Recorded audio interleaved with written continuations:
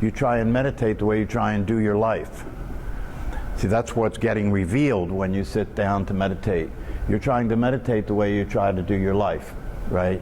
You do it harder, right? Maybe you'll do it longer, right? Maybe you'll try and figure out what's going on so you can do it better. Maybe you'll change your position that you're sitting to see if that works. Because the way most people do life is if it's not working, they do more, different, or better. Right? You do more, different, or better. That's how people live, right? And so if you attempt to meditate doing more, different, or better, you suffer. Because meditation doesn't require that you do anything, first of all, and it certainly doesn't require that you do anything better, or do anything more, or do anything different. And so one way to talk about meditation is if you're truly committed to meditation, one way to learn how to meditate is to just commit yourself to doing it for a specific period of time consistently, every single day, no matter what. If you do that, if you say, okay, I am going to learn how to meditate, and the way I'm going to learn how to meditate, since I have been told it's not something you do, it's a way that you be. And the other thing that I'll tell you is that meditation is something that's already happening, right? But you're not there for it, right? Because meditation is awareness itself. Meditation is experiencing the awareness that you are. That's what meditation is, experiencing the awareness that you are. Well, you already are that awareness. As the guided meditation said, become the Buddha that you are. Well, how can you become something that you are? You can't. He said that just because he's speaking to people who think they can, right? And so he's talking to the way that you understand everything, right? But the reality of it is, if you meditate, you're actually practicing doing nothing. You're practicing being. And so if one of the ways that you can learn to meditate and discover what meditation is to commit yourself to do it every single day. And the longer you do it every single day, the faster you'll get to the experience of meditation. I did a meditation, there's a meditation class available. If you really want to learn how to meditate and really learn how to meditate really quickly, there's a place in Delaware that's about 20 minutes from here. That's a Vipassana meditation center. And they offer 10-day meditation courses for free. Right, and you can live there for the 10 days. They feed you excellent, healthy vegetarian food. And for the 10 days, you don't speak. And for the 10 days, you get up at 4 o'clock and you start meditating at 5 o'clock. And you meditate for an hour, and then after that hour, you have some breakfast, and then you meditate for an hour. And then you take a 5-minute break and you meditate for an hour, and then you take a 5-minute break and you meditate for an hour, and then you take a 5-minute break and you meditate for an hour, and then you take a 5-minute break and you meditate for an hour. And then you have an hour and a half off, and then you come back, and during that time you can have some lunch, and then you come back and you meditate for an hour, and you take a 5-minute break and you meditate for an hour, and you take a 5-minute break and you meditate for an hour, and you take a 5-minute break. And then about 7 o'clock at night there's a lecture, and the meditation teacher lectures on the philosophy and the foundations behind, and then you meditate for an hour, and then you go to bed and you wake up at 4 o'clock and you do it again. So I say this, you see, if you do that for 10 days, about the 4th day, no matter what you think or no matter what you try and do, you'll be meditating. Why? Because because what you're doing instead of meditating, when you do it that intensely, that consistently, for that long, what you're doing instead of meditating will get so tired of trying to do that you'll just give up, and then you'll start meditating. What's it called? It's called Vipassana. Yeah, Vipassana is the actual original practice of meditation that the Buddha taught. In this particular Vipassana meditation organization, they teach that, and they claim that this was the teaching of the Buddha and these people. And this meditation tradition actually goes all the way back to Buddha, but through Burma, India, and so forth. So if you are really serious about learning meditation, that's something you can do if you have the audacity, right? If you're crazy enough to do that. And the only way that you can do that is you have to just not pay attention to what your mind says about it, and you just go and do it, right? I did that once several years ago, and when I went, and they give you a meditation mat and a meditation cushion, and they assign you a place in the meditation hall that you go to that place and meditate there every day. And most people sit cross-legged, or you can use a bench. Some people use a bench to meditate. And when I went there to do that the first time, you don't want to be somebody who's like, can't handle sitting on a cushion or a meditation bench. So, I got my cushion and my meditation mat, and I started to sit. And I'm thinking, cool, I was kind of stupid about it. I figured, cool, this is really cool.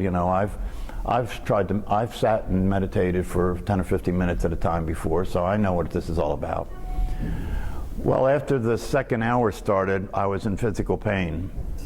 Because the part of the practice of meditation is you don't move, right? And if your body's not used to sitting still, especially if you're sitting there cross-legged on the floor, it won't be long before you're in pain. And so after about the first hour, I was in physical pain, and I'm thinking, okay, this is the second sitting for 10 days, sitting about 9 hours a day. Maybe I should just kill myself. But my attitude about it was, back at that time, because at that time I was the warden of a maximum security prison, and so I had to have a tough skin, right, to do my job.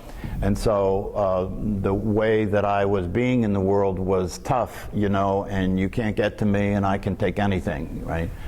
And so they had teachers in front of the room, and although the rule was you couldn't talk, you could talk to the teachers. If you were having a problem, you could talk to the teachers.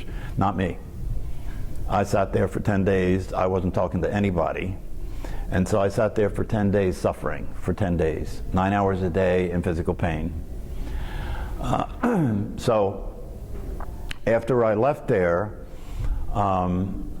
I didn't know what to make of it, because I knew other people that were there weren't in physical pain.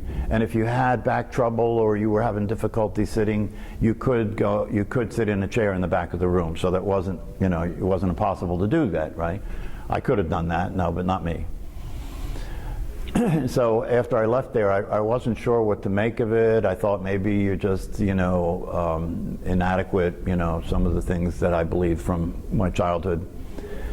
And then after I left that job and I retired from my career in the prison system, a couple of years later I was at home, and I started to remember the chant that the teacher did. In this teaching, at the beginning of each sitting, the teacher would chant for about 5 minutes and then go silent, maybe give you some direction and so forth. And having listened to that chant for 10 days, 9 times a day, it was kind of still in my mind. And so I thought, I wonder whether that chant's on the internet.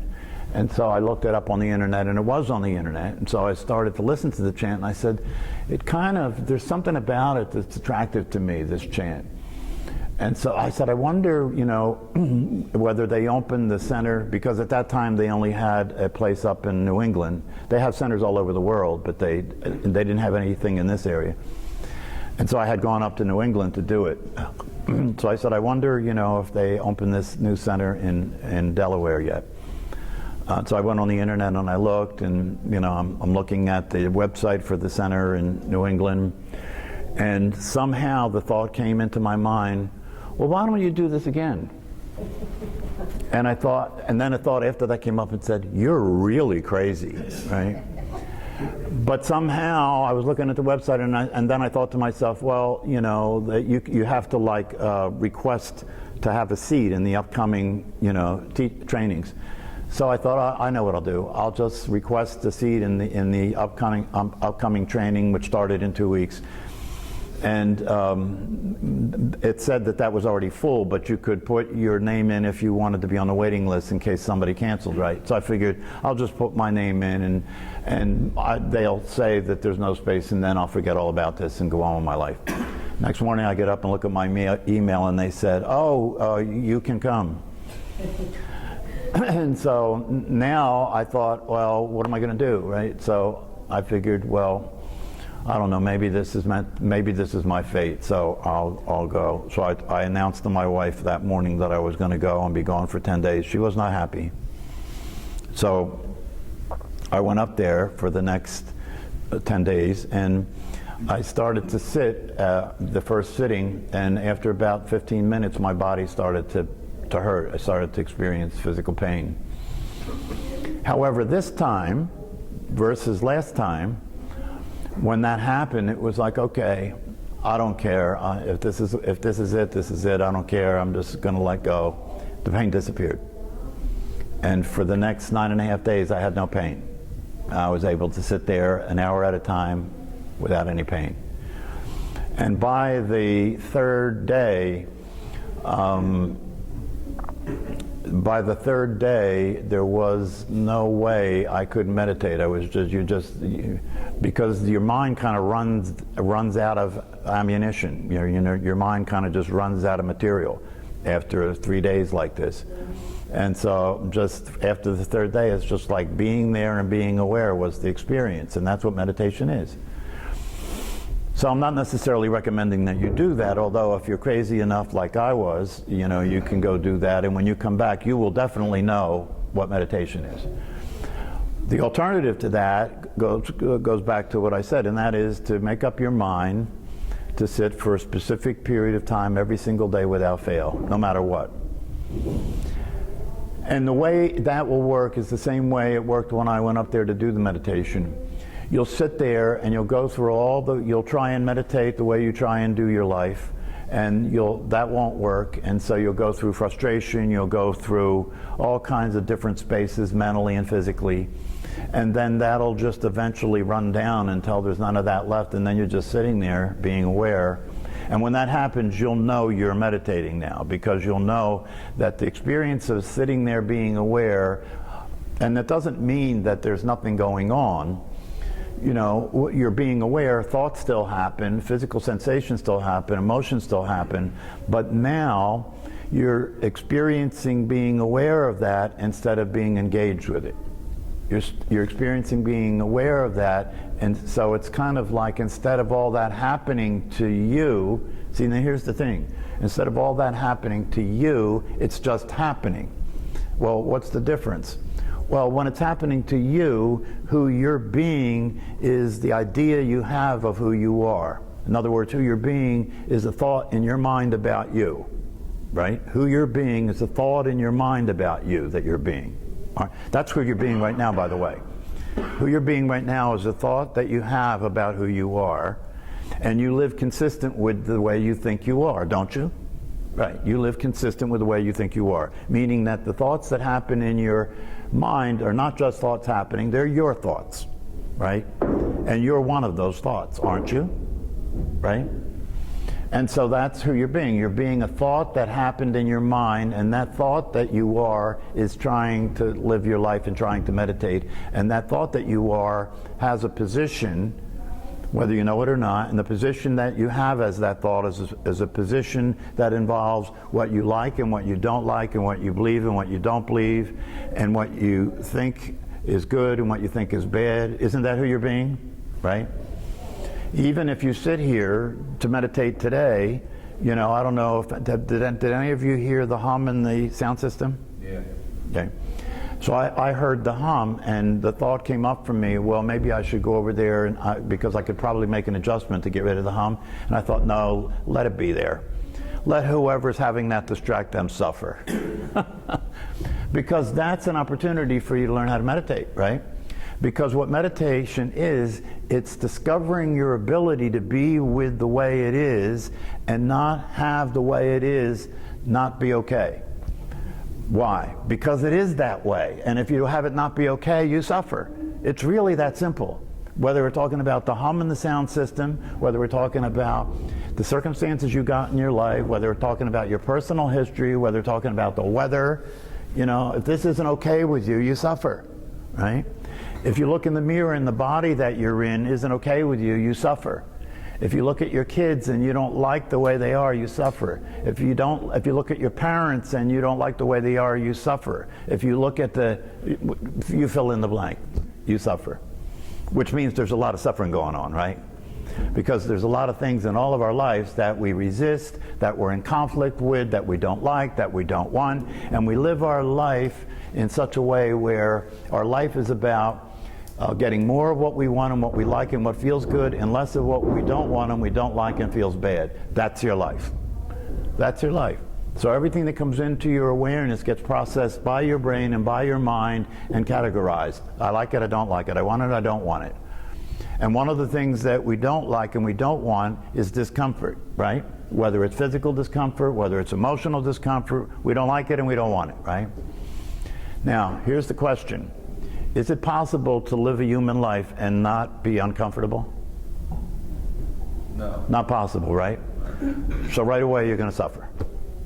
Right? Why? Because that's the way it is. Reality, the reality of a human life is sometimes you're comfortable and sometimes you're not comfortable. Sometimes there's pleasure, sometimes there's pain. Sometimes there's sun, sometimes there's rain. Sometimes the people you love are the way you like them, and sometimes the people you love are the way you hate them. That's the way it is. That's reality. That's not going to change. No matter how much you fight, no matter how much you disagree with it, no matter how much you resist it, no matter how much you try and change it, no matter how much you do more, different, and better, that's not going to change. Right? But you're not going to give up, just like the rest of humanity. You're not going to give up. You're going to more, different, and better your life until you die. And sometimes it'll get a little better, right? And then you'll believe that more, different, and better works. But then it gets worse. And then you figure, well, maybe I didn't get it right yet, so I have to figure out something different. I'll have to try something different. Let me look for something different. And then you watch TV, and guess what? The commercials on TV tell you something different. They put a product in front of you and say, this is different. This is new and improved. This is better. And if you smoke this, or if you drive this car, if you eat this food, or if you go to this country, if you wear these clothes, your life will be better than it is now, because this is different. This is good. This will work. Whether it's medication, whether it's clothing, whether it's cars, whether it's food, right? And so now you're part of the herd that's running off the cliff, right? Because you allow yourself to engage with the idea that you will become a consumer and you will trust that somebody knows better than me what will work, and so I'll start to listen to them. That could be a politician, that could be a commercial, that could be whoever it is. That could be a spiritual teacher. That's the worst possible scenario. The worst possible scenario is to have a spiritual teacher guide you, right? Because most of the spiritual teachers out there that are offering their guidance, they're offering it for a price, right? So that's $1 billion business now. Spiritual teachers are $1 billion business now, right? And so my advice to you is that any spiritual teacher that wants anything from you, you should stay away from, right? Because any true spiritual teacher isn't interested in getting anything from you. They're interested in offering something to you. They're interested in inviting you to participate in a process of waking up and discovering for yourself what is available to you. And what's available to you that you can discover for yourself is free. You were born with it. You don't have to get it from anybody. You don't have to get it from anywhere. All you have to do is discover that it's there. It's been there all along. It's the most valuable thing that you can discover in your life. And when you discover it, it offers you liberation. Liberation from what? Liberation from the idea that things should be different than they are. That's what liberation is. Liberation from the idea that things should be different than they are. Liberation from the belief that your life should always be comfortable. That's stupid. That's ignorant. And so that's why they say in a lot of the spiritual traditions that the source of suffering is ignorance, right? And what's the word ignorant? Ignorant means ignore, right? Ignore is the word. Ignorant means ignore. What are you ignoring? Reality.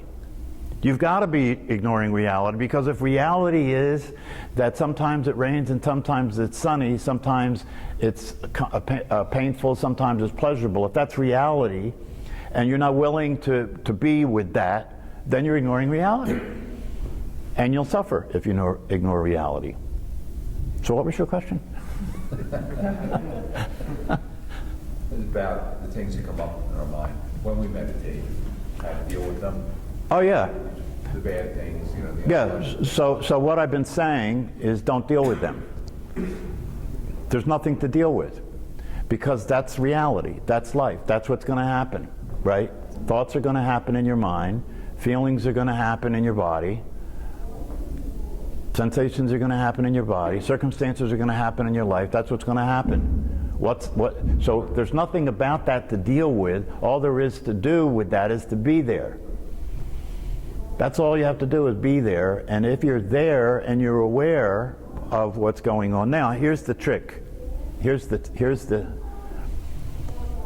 real trick. So you could listen to what I'm saying and you could say, oh, okay, I get it. Yeah, to be with life, to be with the way things change all the time, to be with the good and the bad and the ugly, to be with the circumstances, to be with my in-laws, to be with my kids, to be with. And then you go to practice that and you discover that that's not working. And then you wonder, why is that not working? I'm practicing being with that stuff. I'm noticing when I resist it. I'm noticing when I'm in conflict with it. I'm noticing when I try and change it. And when I notice that, I stop doing that, but it doesn't get any better. Well, here's why. Because the one thing that you're not being with is you. You're trying to be with everything out here. The one thing you're not being with is what's in here. And what's in here, in other words, the thoughts that occur in your mind, right? The emotions that occur for you, right? You're not noticing. So this is the answer to your question. You're not noticing that that's the one thing you're really not trying to be with. You're so identified with that, you think your thoughts. You think your thoughts. So you're so identified with that, you can't get outside of it to notice that unless and until you get outside of it by realizing that you're not thinking your thoughts, there's no possibility that you can be present to your thoughts and allow them to be what they are. But as I have said here many times before, and some of the people who come to these classes say that's the one thing that they got out of the class more than anything else, is that to discover that they're not the thinker of their thoughts. That's a discovery that you can make, and that discovery offers you the possibility of allowing the thoughts to be whatever they are, just like the weather, because you're not causing the weather any more than you're causing your thoughts. To allow your feelings to be whatever they are, because you're not causing your emotions any more than you're causing your thoughts or the weather. You know, you don't stop and pay attention. That's why meditation is useful, because when you meditate, you're stopping and paying attention. And if you stop and pay attention, you might see what's actually going on. Did you ever notice, if you stop and pay attention, you'll notice that you don't plan anger, do you? You don't say to yourself, oh, I think I'm going to get really angry now. No. Anger happens first, and then you notice you're angry, doesn't it? Right? So could it be something that you're causing? If it happens first, before you even notice it, could it be something you're causing? Right? If I ask you what you think, and I see this, if you look at somebody and you ask them what they think, a lot of times their eyes will go up. You ever notice that? Their eyes will go up. They're looking to see what they think. Well, why do you have to look to see what you think? Unless the thoughts are not being caused by you. In other words, the thought happens, I look to see what the thought is, and then I tell you what I just thought. Well, how could you have just thought it if you didn't know what it was until you looked? The evidence is obvious if you stop and pay attention. You are not thinking your thoughts. The thoughts are just happening. You're not having your emotions. The emotions are just happening. And if you understand that, then you understand the thing that can really make the big difference. Instead of just accepting what's going on outside of you in the world, you have to also accept what's going on in your inner world in terms of your thoughts and emotions, and understand they're not coming from you. And the only way you have any say-so about them in terms of having them be more realistic, right, is by observing them, by being a witness to them, by being present and being aware of them, right? Even though so I can realize I don't think my thoughts, but if I'm present now and I'm noticing, and one of the things that happens if you realize you don't think your thoughts, then you figure, well, I better pay closer to attention to what those thoughts are. Because I used to think I thought those thoughts and I followed what they told me to do, and it hasn't worked out very well in my life. Right? I used to think my feelings were, that I was causing my feelings, and so when I felt my feelings, I believed them, I never questioned them, and I act consistent with them, and that hasn't worked out very well in my life. So maybe I should start paying closer attention to those thoughts and feelings and start to notice, are those thoughts and feelings really serving me? Are those thoughts and feelings realistic? And when they're not serving me and they're not realistic, maybe I ought not to follow them. That offers you a whole new possibility for your life, right? To start to be present in such a way where you're aware of the thoughts and feelings that are occurring in your awareness, knowing they're not your thoughts and feelings, right? And just because you're aware of the thoughts and feelings, even though they're not your thoughts and feelings, guess what? The thoughts and feelings start to align themselves with the awareness. You know, one of the examples that I give for this is if you feel a burning sensation on your cheek and you're like, wow, I don't know what to do about this burning sensation. Maybe I ought to go to the doctor. And you go to the doctor and the doctor, you know, says, I don't know, we can give you some medication, you know, maybe that'll help. So you start taking medication, you go through all these changes. And then at one point you go and you look in the mirror to see, maybe I can see what's going on here. And you look in the mirror and you notice that this is happening.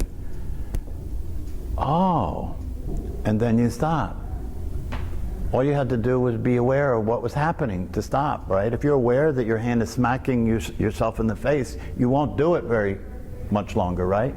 Well, that's an analogy that can apply to everything that most people are doing in their life, because most of the things you're doing in your life, you're the cause of the suffering that they result in. Just like slapping yourself in the face. And when you become aware of it, right, you can stop doing it, because the only reason you were doing it was because you were believing the thoughts you were having, the feelings you were having, and you thought they were your thoughts and your feelings, and you were doing what that told you to do, and that turns out to be crazy. So there's another example, wait a minute, there's another example where a person went to the doctor and they say, I don't know what to do, you know, if I touch my face it hurts. If I touch my shoulder it hurts. If I touch my knee it hurts. No matter where I touch in my body, it hurts. What's wrong with me? So the doctor said, I don't know, let me examine you. So he examines the guy and he says, I think I know what your problem is. And he says, what? He says, your finger's broken. Awareness. So I said to my dentist, Doc, what do you think? Every time I tap this tooth, it hurts. He said, don't tap the tooth. Some of the solutions in life are obvious, but you'd never stop to consider them, right? Because we live in a world where you're going to figure it out, you're going to get a diagnosis, and you're going to get something for it. You're going to get it fixed, right? Everything's going to get fixed. We're going to fix everything, right? What if the truth is nothing needs fixing? What if the truth is nothing needs fixing? And you live the rest of your life trying to fix everything. You're going to be busy, right? And you're going to suffer a lot because you're fixing what's not broken. One of the things that really empowers me to work with people as a psychologist is that when you come in my office and you tell me how miserable you are and all what's not working in your life, blah, blah, blah, I don't believe you. The experience I have of you is there's nothing wrong with you. That's the one thing you haven't considered. Yes? No, I was just saying that I was thinking that we are so ingrained in the habit of thought and being connected to our body. You know, the awareness. Yeah, I know I have no memory of a baby or, you know, toddler or whatever when I didn't have the identity of the thoughts. It's very, you know, it's intangible, it's hard to conceive, but that's who you are because I have no memory of that. And so it's just kind of like, this is all I know. So to break these habits is, you know, it's like, well, just, that's not true. Just let it go and be happy. But it's fine to think that and say that. You know, breaking the habit of thinking in the hole, going down that rabbit hole is very, very challenging. But you see, and here's the conundrum, right? Because if you listen to Christine, she's my favorite example of somebody who's stuck in the mud that they created. Is that the you that's trying to break the habit, right, can never break the habit, right? Because that you goes back to what I said before. That you is an idea you have of who you are that's not true. But I've never known the real me, for example. Or you know what I mean? I feel like I've never had that. And you never will. To relate to. And you never will. And you never will know the real you. You know why? Because the you that you think you are, that isn't actually real at all, you learned that you were that, right? The you that you think you are isn't real at all, doesn't actually exist, so it can't know anything. And all the while you were you. All the while you were you. One of the things that people experience when they wake up to the truth, which is the truth that you've always been what you are, right? You've always been what you are. You've never been anything but that. Right? When people wake up to the truth, that one of the things they notice is, wait a minute, it's always been like this. I've always been aware. I've always been aware, right? But the I that's been aware, right, isn't the awareness aware, it's the idea that I've had of who I was, and that idea has never been aware. That's why that person that I think I am is trying to be aware and can't be aware, because it's not aware, it's in awareness. Everything is already done. The show's over, right? This is it. There's nowhere to go, there's nothing to get. This is it. The show's over. It's already done. If you can get that, you can start to enjoy things, right? There's nowhere to go. There's nothing to understand, there's nothing to get. You are what you are, you've always been what you are. You're never not that. It's available at all times. It's free. It's not bothered by anything. It allows the weather to be any way it is. It allows your thoughts to be any way they are. It allows your feelings to be any way that they are, right? Because the thoughts you're having and the feelings you're having are called human being. That's human being. A human being, by definition, is being, right, is a being that's a human being. A human being means that the being that you are exists in this body, is in this body, has this mind, has these thoughts, has these feelings, has this identity, right? That's a human being.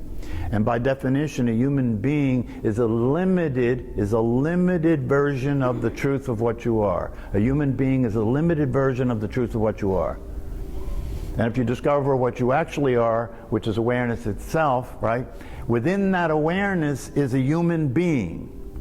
That's the being that is in a body, having thoughts and feelings, seeing everything the way human beings see things, right?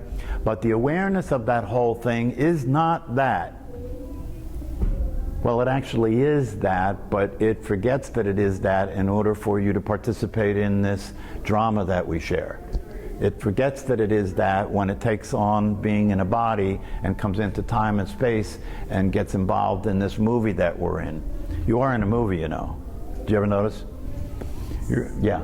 Yes, so does that all go back to A Course in Miracles, that nothing real can be threatened, nothing unreal exists, but the human part of us is not real, doesn't exist anyway. Mm-hmm. Yeah. So those two lines capture it all. That's right.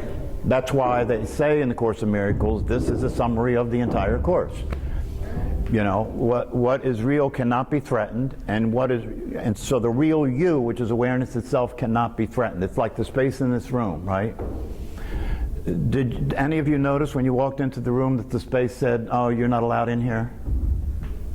Right? The space in this room allows everything in this room to be the way it is. If it changes, that's okay, right?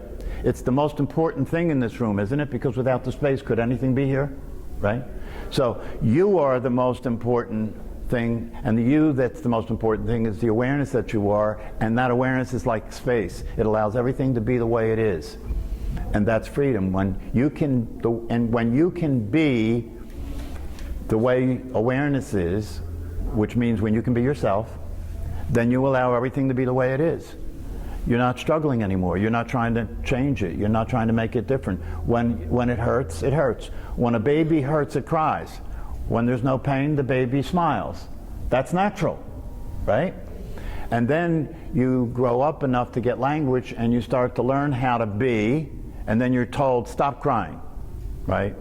And then you're told, here's how to behave. Now we're going to send you to school, and you're going to sit there and learn how to be civil, learn how to control yourself, learn how to not to cry, learn how not to be afraid, learn how to reject your emotions, learn how to get along with people and stuff the way you really feel, and that's success. Until you need medication. So what we're talking about in meditation is we're talking about deconstruction. We're talking about going sane. We're talking about having a revolution in which what you do is you see that what gets presented as normal, what gets presented as reality is insane and unreal. That's why if you look at the news is what it is, right? We are preoccupied, we're interested, we're titillated by murder. Look at what people pay to see. Look and see what's in the movies, right? People are very interested in seeing murder, right? Seeing things that don't work, seeing catastrophes, seeing drama, seeing suffering. People are interested in that. They pay money to see that. People are interested in putting themselves through uncomfortable situations, but I want it to be controlled, so I'll go on a roller coaster. I want it to be controlled. I want to experience fear, but I want it to be controlled. I want it on my terms. I don't want to be afraid when I don't want to be afraid. I want to be afraid when I pay to be afraid. How crazy can you get? So the first thing it takes to be motivated to practice meditation is to understand what's at stake, which means you can either stay insane and be in this insane world and try and make what's never going to work, or you can understand that unless you wake up, the way your future's going to be is the same as your past. I mean, that's literally the truth, by the way, right? Because right now, the way you're interpreting, the way your brain works, the way you're interpreting what's going on right now, moment to moment, is how. How does your brain interpret what's going on right now? You're sitting here, and you can be fairly calm and relaxed because you know what's going on, right? Right? So how do you know what's going on? What? Program. Yeah. The source of your experience of what's going on is your past, is it not? You wouldn't know that this is a chair if you hadn't learned that, right? And if the source of what's going on is your past, then that means every moment that you experience is a replay of your past. And that means that nothing can happen in the future but your past. Check it out. Nothing can happen in your future but your past. It's a law. That's why people repeat patterns of behavior, right? The only way you can get out of that is you have to stop being who you were being in your past and allow yourself to be aware of what's going on instead of identified what's going on. If you allow yourself to be aware, see, if the actor in the movie acting a role knows they're just an actor acting the role, they can change the role, can't they?